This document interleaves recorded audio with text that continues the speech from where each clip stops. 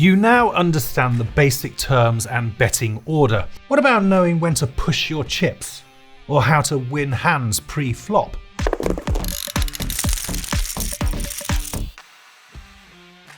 Hey Internet, it's Ed here with CasinoHawks.com. To become a shark at a poker table, you need to remember these 3 important tips. Know your cards, know your position on the table, and know how to present your strengths or weaknesses to your opponents. But before getting started, hit that subscribe button and leave a like while you're at it. When it comes to basic betting strategies, knowing is half the battle. The skill that everyone needs is to have the ability to look at their whole cards and the community pool to know what hands are possible. Yes! Or no?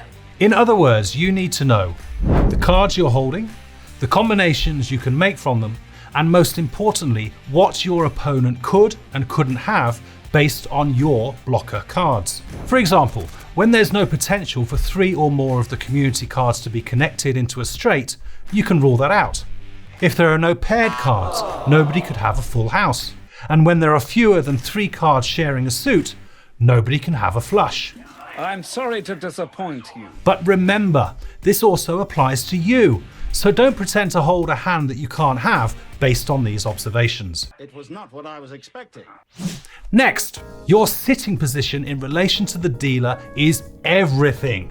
Besides the blind positions that we covered previously, there's also under the gun, UTG, middle, and late positions. UTG players are positioned to the left of the big blind and are the first to act pre-flop. If you play aggressively in this position, you can shake out the weak hand holders and even get out the blind players pre-flop if you make a big enough raise. Early position hands should be pocket pairs or high value suited connectors. Betting should be tight and reactionary to late position betting, as you may have potential callers waiting to act just after you. Middle position players should bet tight and act to the late position action.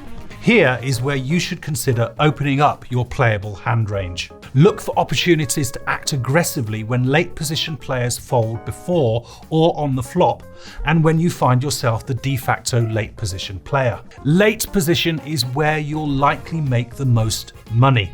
Players in this position act last in each post-flop round, and this is a massive advantage as they can examine everyone's actions before it's their turn and act accordingly. When you get passive and tight opponents in the blinds or under the gun, aggressive play is a very effective and profitable strategy. Want to start practicing your betting skills online? Visit our website CasinoHawks.com, where we've listed all the best casinos and offers for you to play live poker. And finally, once you know the cards in play and your position, decide how you want to present strength and weakness at the table. If you want to show your dominance and get people to fold, raising pre-flop is recommended, but it can equally be effective post-flop if you're in the right position to act. In the early pre- and post-flop rounds, acting like you already have a strong hand can make players fold. This is especially true if they have weak hands and if your raise is sized and timed properly. Getting folds pre-flop increases your chances of winning a hand, as you now have fewer people who can miraculously find themselves with the winning hand. On the flip side, minimum bets, checks, and limping calls show hesitation and weakness. Being aware of all these factors allows you to either play a strong hand or give yourself another round to pull a hand together before pushing in big. How you play is completely up to your personal choice and what cards are available to you.